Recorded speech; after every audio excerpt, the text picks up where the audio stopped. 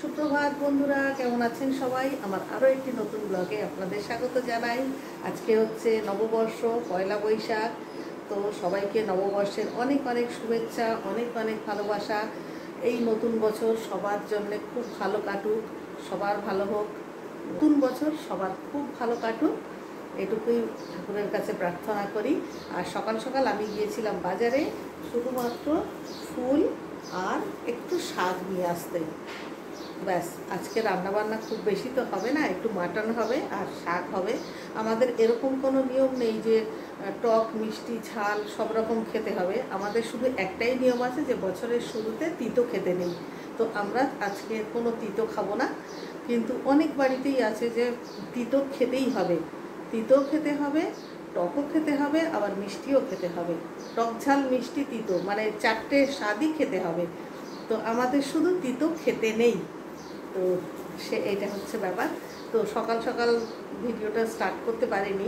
সকালে আমি বাজারে অলরেডি চলে গিয়েছিলাম। আসলে ফোনটায় চার্জ ছিল না, চার্জে বসিয়ে দিয়ে বাজারে গেছিলাম। বাজার থেকে এসে তারপর এখন ভিডিওটা শুরু করলাম। তো চলুন, রান্নাবান্না শুরু করতে হবে। তার আগে সবার আগে এখন স্নান করতে যাব, স্নান করব, পুজো করব, তারপর রান্নাঘরে যাব। পুজো করা কমপ্লিট। আর যে জামাগুলো নিয়ে এসেছিলাম তারই একটা থেকে নতুন জামা পরিয়ে দিয়েছি। আর যে মুকুটটা আমি কালকে নিয়ে এসেছি, মুকুটটা পরে গোপালকে এত সুন্দর লাগছে, মানে গোপালের কাছ থেকে যেন চোখই ফেরানো যাচ্ছে না। এমনিতেই গোপালের কাছ থেকে চোখ ফেরানো যায় না, আর মুকুটটা পরে এত মিষ্টি লাগছে। দেখুন দেখুন কি সুন্দর লাগছে দেখতে। তো যাই হোক, পুজো তো হয়ে গেছে। এইবারে প্রসাদ তুলে কোমর বেঁধে রান্নাবান্নায় নামতে হবে, কারণ রান্নাঘরের কোনো কাজ হয়নি। পুজো টুজো কমপ্লিট, এবারে চলে এলাম রান্নাঘরে। আর আজকে রান্না হবে হচ্ছে শুধু মাটন আর শাক ভাজা। মাটন হলে এমনিতেও আমাদের অন্য কিছু কেউ খেতে চায় না। আমরা সবাই ফ্যামিলিতে সবাই মাটনটা অত্যাধিক পছন্দ করি। সেই জন্যে আজকের দিনে কিন্তু ডায়েটিং সব ভুলে গেছি।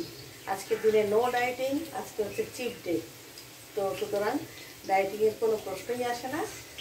যতটা মনে চাইবে ততটাই মাটনটা খেয়ে নেব। কাল থেকে আবার ডায়েটিং শুরু।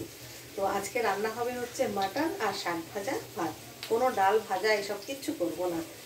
তো মাটনটা এবারে হাত দেবো। মাটন এনেছি, বাছতে হবে, ধুতে হবে, মাখতে হবে, অনেক কাজ আছে। এখন কাজের লেগে পড়ি। মাটনগুলো ভালো করে বেছে ধুয়ে নিয়েছি। ম্যারিনেট করা আজকে আর হবে না, কারণ অনেকটা দেরি হয়ে গেছে। সেই জন্য যে ডেকচিতে করে মাটনটা ধুয়েছিলাম ওই ডেকচিতে করেই মাটনটা বসিয়ে দেয়া হয়েছে। ম্যারিনেট করে সঙ্গে সঙ্গেই আর কি বসিয়ে দেয়া হয়েছে। আর অন্যদিকে একটা কড়াইতে আমি আলুগুলো ভাজতে দিয়েছি। আসলে মাটনটা একটু বেশি তো, সেই জন্য আজকে এটা ডেকচিতেই রান্না হচ্ছে। আর এই পাশে যে আলুটা ভাজতে দিয়েছি, আলুটা ভেজে তুলে নিয়ে তারপরে এই কড়াইয়ের মধ্যেই ফোড়ন দিয়ে তারপরে পেঁয়াজ টেয়াজ ভেজে ওই তেল শুদ্ধ পেঁয়াজ শুদ্ধ ওই ডেকচির মধ্যে দিয়ে দেব। এই প্রসেসে রান্না করলে সময় যেমন বাঁচে তেমনি কিন্তু টেস্টিও হয়।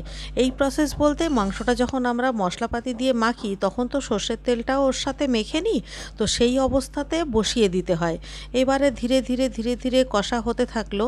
ঠিক মাঝপথে যখন আসবে তখন আপনি পেঁয়াজ ভেজে ফোড়ন দিয়ে ওই তেল শুদ্ধ দিয়ে দেবেন। তাতে কিন্তু টেস্টটা অনেক ভালো হয়। তো দেখুন, আমার মাটন কিন্তু অনেকটা কষানো হয়ে গেছে। আরও বেশ খানিকক্ষণ গ্যাসটাকে একদম লো টু মিডিয়ামে রেখে খুব ভালো করে কষাবো, কারণ মাটন কিন্তু প্রেশার কুকারে দেব না। প্রেশার কুকারে দিলে সময়টা বাঁচে কিন্তু টেস্ট ভালো হয় না। তাই এইরমভাবে ধীরে ধীরে কিন্তু মাটনটা কষা হবে। আর অন্যদিকে আমি অন্য কাজগুলো সারবো। মাটন ওদিকে ধীরে ধীরে কষা হচ্ছে। আর এখানে আজ সকালবেলায় যে আমি কলমি শাক নিয়ে এসেছি সেই শাকগুলোকে বেছে নিচ্ছি, কারণ ওটা তো হতে অনেকটা সময় লাগবে। এই ফাঁকে আমি শাকও বানিয়ে নেব আর সেই সঙ্গে ভাতও বানিয়ে নেব। তো শাকগুলো ছোট ছোট কিন্তু খুবই কচি ছিল, সেই জন্য শাকগুলোকে আমি এখানে বসে মানে ফ্যানের তলায় বসে বেছে নিচ্ছি। রান্নাঘরে যা গরম, তাই ডাইনিং টেবিলে চলে এলাম শাকগুলো বাছতে।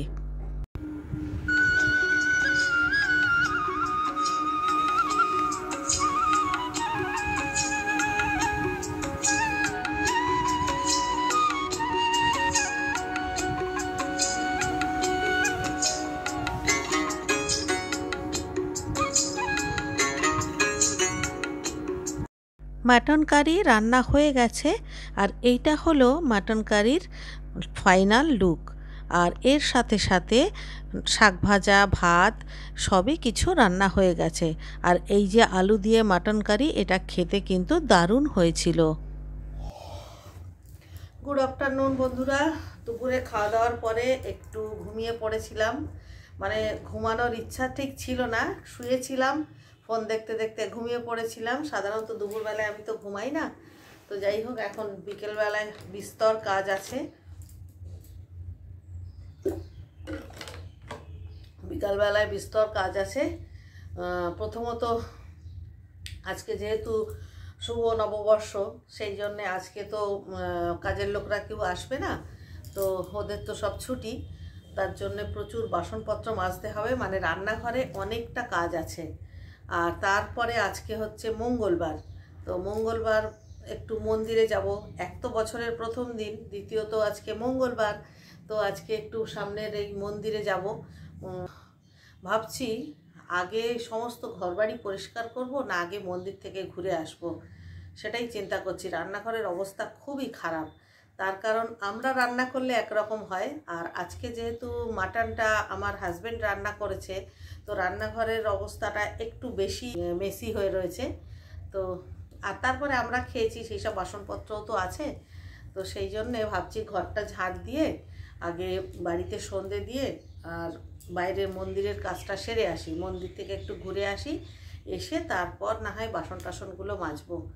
মানে রান্নাঘরে যদি এখন আমি ঢুকি না রান্নাঘর পরিষ্কার করতে, তাহলে মোটামুটি আমার 1 ঘন্টা লেগেই যাবে, যে ওই সমস্ত বাসনপত্র সব মেজে গ্যাস ট্যাস পরিষ্কার করে সব কিছু করতে। সেই জন্যে এখন ভাবছি হাত মুখ ধোবো, ধুয়ে আর মন্দির থেকে ঘুরে আসি, এটাই ভাবছি।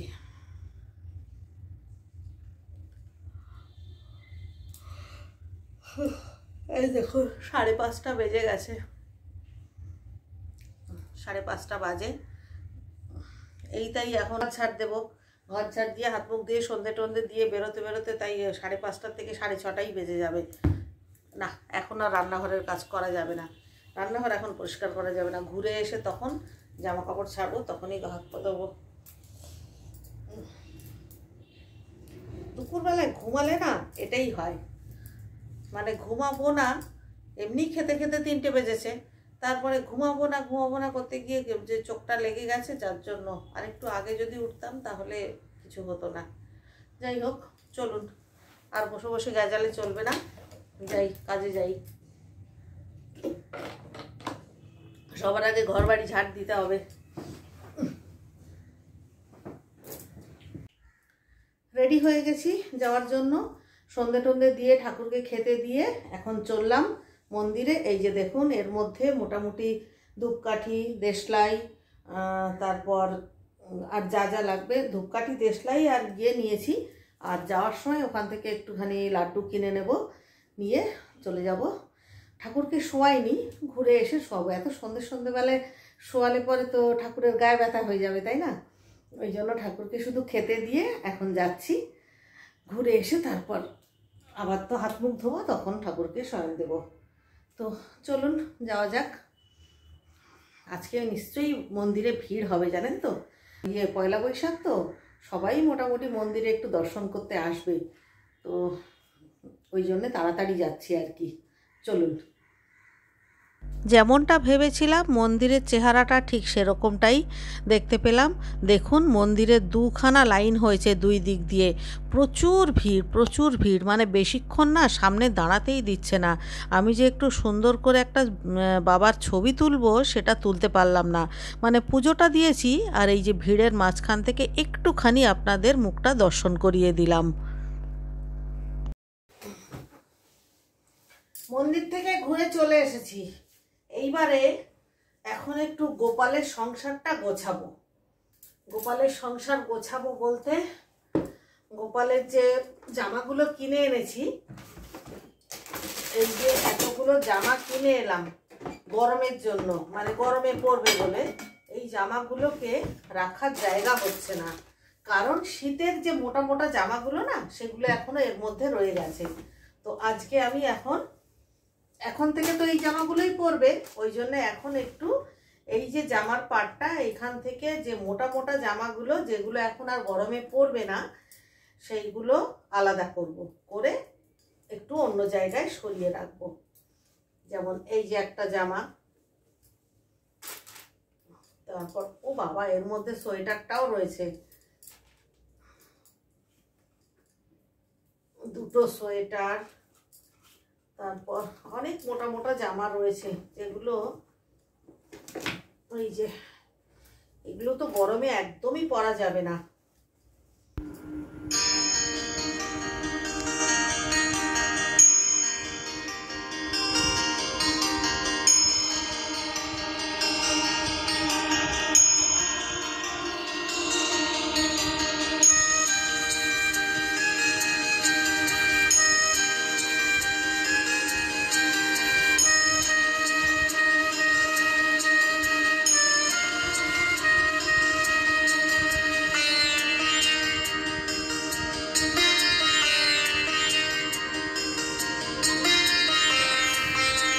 ছেড়েও দিলাম, নিচে আর ধরছে না।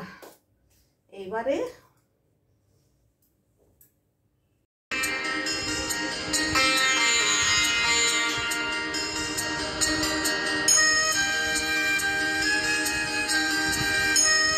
এই যে জামাগুলো এক জায়গায় করলাম, এই জামাগুলো সুতির নয় কিন্তু পাতলা, কিন্তু সুতির নয়, মানে ধরুন কোনোদিন একটু হালকা ঠান্ডা, ঠান্ডা নয়, কোনোদিন হয়তো একটু বৃষ্টি পড়লো, মানে গরমটা একটু কম, সেই দিনকে এইগুলো পরা যাবে। সেই জন্য এগুলোকে আমি একটু ভেতর দিকে রেখে দিচ্ছি, ভেতরের পাটে। এবারে সামনের দিকে রাখবো এইগুলো, এটাও একটু মোটা। আসলে এই যে জামাগুলো না, এই জামাগুলো দেখতে এত ভালো লাগে পরালে, যার জন্য এই জন্মাষ্টমীর সময়, যখনই আমি জন্মাষ্টমীর সময় সব এই জামাগুলো কেনা, এগুলো কিন্তু এমনি সময় কেনা না, জন্মাষ্টমীতে কেনা আর পুজোর সময় কেনা। এই সব একটু চকমক জরি চুমকি দেওয়া, লেস লাগানো, এগুলো সব জন্মাষ্টমীতে হয় কিনেছি, না হলে পুজোর সময় কিনেছি। এত ভালো ভালো দেখতে জামাগুলো। তো যাই হোক, এবারে এক সাইডে রাখবো হচ্ছে রাত্রে শোয়ার জামাগুলো। এই যে এই জামাগুলো হচ্ছে রাত্রে শোয়ার জন্য। এই জামাগুলো একটু ছোট ছোট কিনেছি, গরম তো, গরমে শোয়ার জন্য এগুলো একটু ছোট ছোট।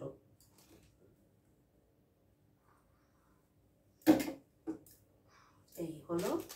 আর এইগুলোকে রোজকার পরার জন্য এইগুলো সব প্যাকেট থেকে বের করে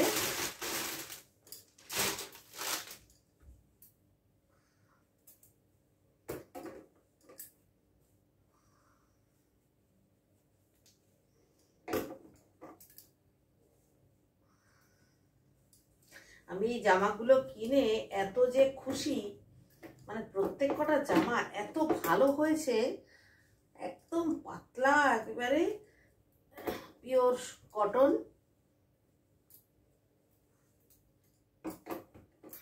এই হয়ে গেল। ঠিকঠাক করে অর্গানাইজ করে রাখলে কত জায়গা, তখন ড্রয়ারটা খোলার সাথে সাথে এরকম ফুলে উঠেছিল, আর এখন দেখুন কত জায়গা, এখনো মনে হয় এখানে 10টা জামা ধরাতে পারবো। যাই হোক, এটা গোছানো হয়ে গেল। ও এখানে কয়েকটা রাত্রের নাইট ড্রেসও আছে, ছোট ছোট হাফ প্যান্ট আর ওই যে ফতুয়া মতো যেগুলো থাকে সেগুলো, এগুলো রেখে দিই।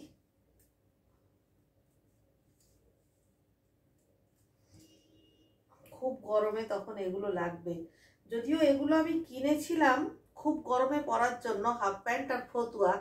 তারপরে পরবর্তীতে এখন আর এগুলো আমি একদমই পরাই না। কেন বলুন তো, খুব গরম যখন পড়ে তখন তো এসি চলে সারা রাত, তো আমার গোপাল তো এসিতেই থাকে, সেই জন্যে তখন আমি আর এত ছোট জামা পরাই না। বরং আমরাও যখন একটা হালকা পাতলা গায়ে ঢাকা দিই, তখন আমি এই সুতির জামাগুলো পরিয়ে এরকম একটা ছোট্ট হালকা পাতলা ইয়ে মতো ঢাকা দিই। থাক, এখানে রাখা এটা গোছানো হয়ে গেল। এখানে কি আছে? এখানে আর কিছু নেই। আর এইগুলো শীতকালে ছাড়া গায়ে দেওয়াই যাবে না। এইগুলোকে আমি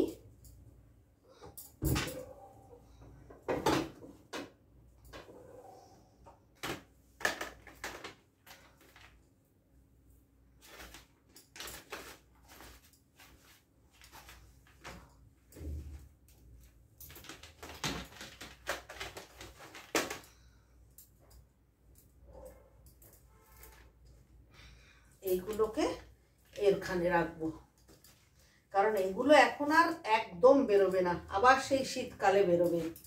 এই যে বাস্কেটটা দেখছেন, এই বাস্কেটটা আমি কিনেছিলাম কেন বলুন তো? এই বাস্কেটটা করে আমি যখন গোপালকে এদিক ওদিক নিয়ে যাই, তখন আমি এই বাস্কেটের মধ্যে চারিদিক দিয়ে বালিশ দিয়ে মাঝখানে বসিয়ে চারিদিক দিয়ে টাওয়েল দিয়ে, মানে যাতে করে কোনোভাবেই কাত না হয়ে পড়ে যায়, পড়ে গেলেই তো এখানে ঘষা লাগবে, ব্যথা পাবে। তো চারিদিক দিয়ে বালিশ টালিশ দিয়ে টাওয়েল দিয়ে তারপর এটার মধ্যে বসিয়ে আমি আর কি বাইরে নিয়ে যাই, যখন কোথাও নিয়ে যাই, মানে এ বাড়ি ও বাড়ি যদি নিয়ে যেতে হয়, তার জন্যেই এইটা কেনা।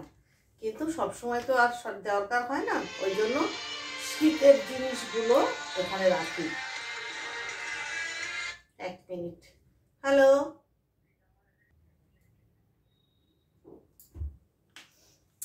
হ্যাঁ কি যেন বলছিলাম?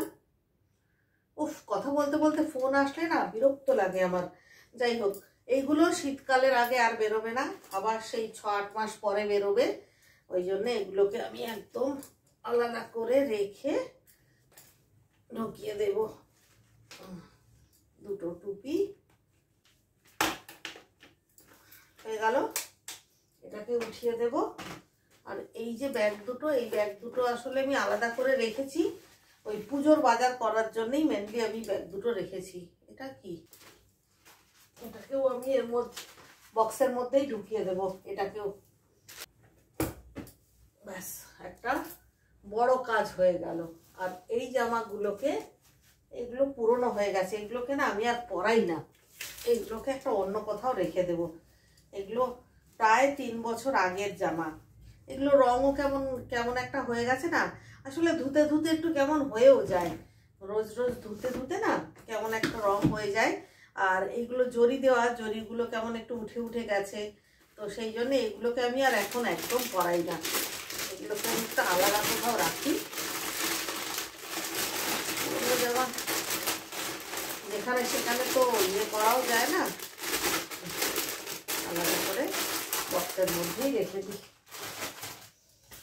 ব্যাস একটা বড় কাজ হয়ে গেল। আমি কাল থেকে ভাবছি জানেন তো, যে এই কাজটা করতে হবে, কারণ এখানে এত জামা কাপড় হয়ে গেছে। আর এখন তো শীতের জামা কাপড়গুলো লাগবে না, গরমের জামা কাপড়গুলো সামনে রাখতে হবে। কাল থেকে ভাবছি, কিন্তু কালকে ওই দক্ষিণাপন থেকে আস্তে আস্তে দেরি হয়ে গেল, তারপরে আর হলো না। আর আজকেও আমি ভেবেছিলাম বিকালের দিকে করব, তা বিকেলবেলায় হঠাৎ আজকে মঙ্গলবার ছিল, সুতরাং বিকেলবেলায় তো মন্দিরে যাওয়ার ব্যাপার ছিল, আর তারপরে বছরের প্রথম দিন একটু মন্দিরে যাব না। আর এমনিতে মঙ্গলবারে আমি একটু যাওয়ার চেষ্টাও করি, যে শনি মঙ্গলবারে একটুখানি বজরংবলীর মন্দিরে দর্শন করতে যেতে ভালোই লাগে। তো সেই জন্য তখন মন্দিরে চলে গেলাম। তখন ভাবলাম না, বাড়িতে ফিরে এসে আজকে তো আর রান্না বান্না নেই, দুপুরবেলায় যে মাটন রান্না করেছি সেটাই আছে, রাত্রিবেলাতে ওটাই খাবো, ভাতও আছে, মাটনও আছে, সব আছে। সুতরাং রান্না যখন নেই তখন কিছু বাড়তি কাজ করি, যেমন এই কাজটা করে নিলাম। এরপরে এটা এগুলোও একটু গোছাতে হবে, কিন্তু এটা খুব বেশি দরকার ছিল। এটার মধ্যেও ওই বিছানাগুলো থাকে, আর নতুন বিছানাটা কিনে আনার পরে তারপর এটা গোছাবো। এর মধ্যে বিছানা, পাখা, তারপরে যে ছোট ছোট আসনগুলো, সেগুলো সব এখানে থাকে। তো এই পার্টটা আমি পরে গোছাবো। তো যাই হোক, ভিডিওটা আর বড় করব না। আর এখন বেজেও গেছে প্রায় 8:30, 8:45 বাজে। এবারে একটুখানি অন্যান্য দিকে, আজকে তো জানেনই তো বিকেলবেলায় বলেছি যে কাজের মাসিরা সবাই অফ নিয়েছে, বছরের প্রথম দিন সবারই একটু বাড়ি থাকতে ইচ্ছা করে। তো সেই জন্য জামা কাপড়ও এখনো ভাঁজ করা হয়নি। জামা কাপড় তুলে শুধু আমি ডাই করে রেখে আর কি মন্দিরে চলে গেছিলাম, তো জামা কাপড়টাও ভাঁজ করা হয়নি। এখন টুকটাক মানে ছোটোখাটো অনেক কাজ চারিদিকে ছড়ানো আছে, তো এখন সেই সব কাজগুলো করব। বোতলে জল ভরবো, জামা কাপড় ভাঁজ করব, আর সব থেকে বড় কাজ হচ্ছে রান্নাঘর পরিষ্কার করতে হবে। সেটা তো তখন করিনি, তো সেটাও করতে হবে। সেই জন্যে আজকের ভিডিওটা এখানেই শেষ করব, করে গিয়ে আমি আর কি কোমর বেঁধে কাজে লাগবো, ঠিক আছে? তো শুভ নববর্ষ সবাইকে, আবারও একবার শুভ নববর্ষের অনেক অনেক শুভেচ্ছা জানিয়ে আজকের ভিডিওটা এখানেই শেষ করছি। ভিডিওটা ভালো লাগলে প্লিজ লাইক করবেন, কমেন্ট করে আমাকে জানাবেন। আর কাল সকালে তো আবারও দেখা হচ্ছে, ততক্ষণের জন্য সবাই ভালো থাকবেন। সবাইকে টাটা, good bye, good luck and love you all.